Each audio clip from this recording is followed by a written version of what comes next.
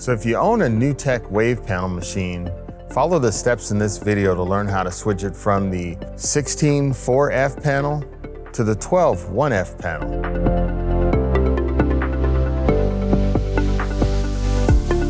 Hi, Nate Roston here with NewTek Machinery, and in today's video we're going to go over how to change the NTM wave panel machine from the standard 16 4F panel to the 12 1F panel. Now as you can see that we have all the safety covers in place, and it's always good that no matter what, when you're using the machine, the covers are always in place, especially the shear cover. As you can see, we have the warning label here, so just to remind you never to reach through the shear. Always work on front of the shear or in back of the shear.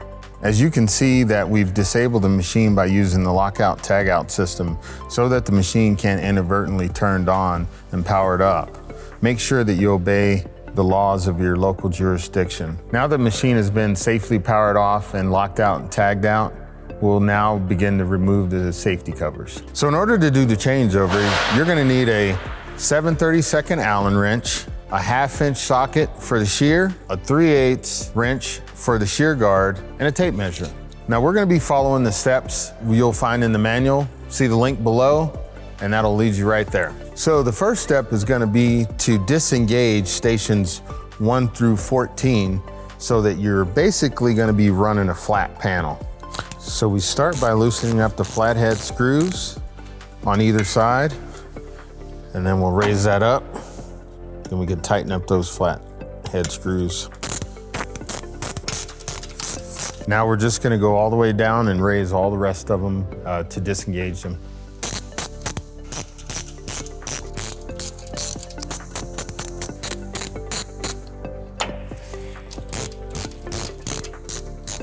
So once we have stations 1 through 14 disengaged, the next step would be to go to the entry guide. Like any NewTek machine, we're always talking from the entry end to the exit end. So the right entry guide is gonna be moved from the original 16/4 position to the 12 1F position, which is gonna move the right entry shoe to the left 4 5/16 of an inch. Now we're gonna go over 4 5/16 of an inch. Use our tape measure from the original position. Now for the next step. We'll have to measure the distance between the two rails on the exit end. They're typically about 22 3/16, which is right where we're at. So we'll have to remove the safety pin for the crank handle, and then you'll notice that the crank handle doesn't engage until you push in. Once you push in, we're gonna move this counterclockwise to bring it together 4 inches. So we're going from 22 3/16 basically to 18 3/16.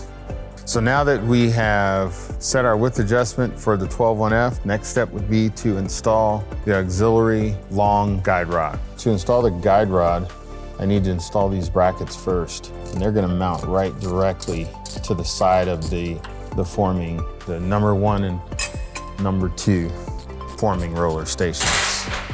We'll leave those hand tight until we get that rod in place. Once we tighten it up, then we'll be able to position that in the right spot. So the first bracket goes in between stations 1 and 2. The second bracket goes in between stations 5 and 6. And all these brackets are the same, so they'll go in the same spot.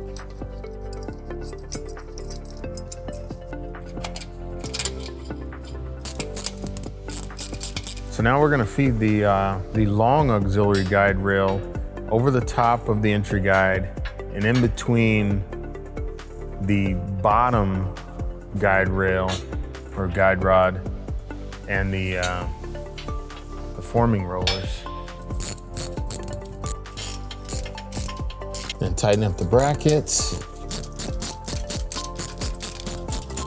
Next up is to install the short auxiliary guide rod, and it goes right below the flat panel option guide roller assembly. And this mounts directly to the side of drive number 5 and drive number 6. We're just affixing these blocks to the side of the drive, and then we'll tighten up the guide rod itself. Tighten up the bolt on the short auxiliary guide rod. So the next step would be for us to set the left entry guide and run a piece through the machine. So I cut a small piece of coil, about a 7-foot long piece, and I got it in my entry guide. Now I'll bring the other shoe over just to where it's barely touching the edge of the material. Make sure it's nice and smooth, that it doesn't shift back and forth. Now I'm ready to run my test panel. So once we got our sample piece cut, the 7-footer, and the entry guide set, now we have to enable the machine so that we can run our test panel. So this is where we need to be extra careful and make sure that we keep all of our body parts out of the moving parts of the machine, especially the shear. So now is where we would remove the lockout tag out mechanism. All right, so we're just gonna feed our piece through slowly.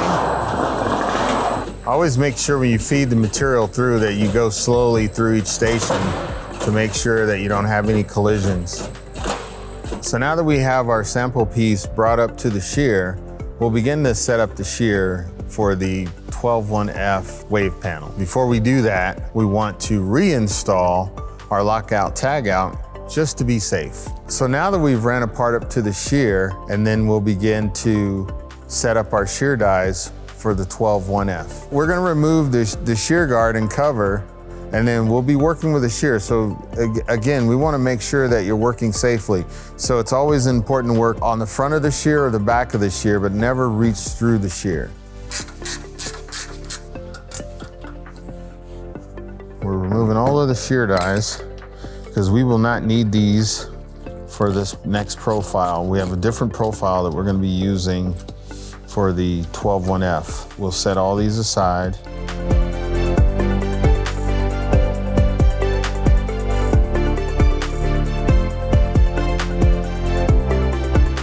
Now we're working on removing the shear dies on the entry side of the shear.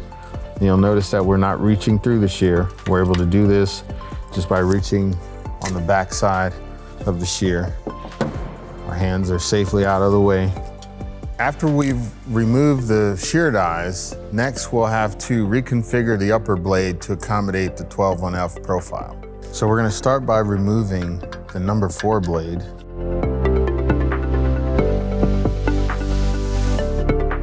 And then the blade that we use to cut the hem, we're gonna move that over 1 hole.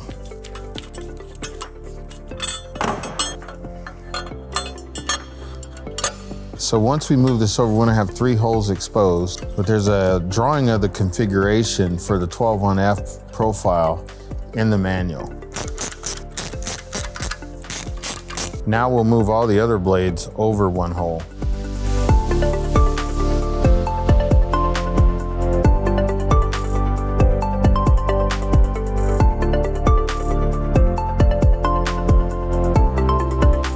So now that we have our sample piece brought up to the shear and our machine disabled, we're gonna begin to install our shear dies, starting with the hemming die. Okay, so the inside die for the hem actually has this piece that goes in as support so it doesn't close the hem. But you also have this cam follower that has to go inside, which fits through this hole in the shear. So we kind of have to go in there right above it and then stick the cam follower in there. And keep in mind whenever you're working with the shear not to ever stick your hands through the shear. Always working front of the shear or behind the shear, but never through the shear. The outside piece also fits the other end of the cam follower. So we like to start with the hem die because it gives you a line precisely where we want to align it according to the panel. So we're going to bring this line right to the edge of the hem on the female side, and then that'll pretty much line everything else up all at once after we do that. So once we get this into position, you'll notice that there's a bar in the back of this shear that goes between the 2 blades. Well, we just have to move the upper bar to where that bar rides right up against that upper blade. And then that pretty much establishes where we need to be. Now the other part is we basically have to install our 12-1F shear dies, and then that'll complete the process. Then right alongside of that goes our 12-1F shear die. These dies here take 3 bolts. We've already got our panel up in position.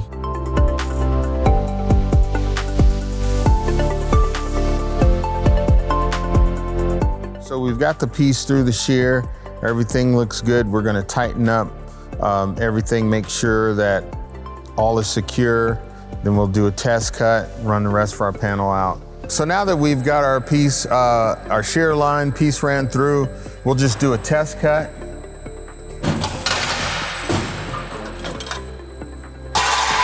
And then we'll run a sample piece out.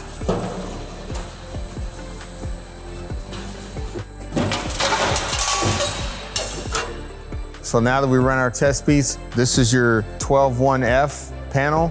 And if you need to make adjustments, see the video link below for the adjustment video. So now you can reinstall your safety covers and go to your job site and run your panels. Thank you for watching. We'll see you in the next video.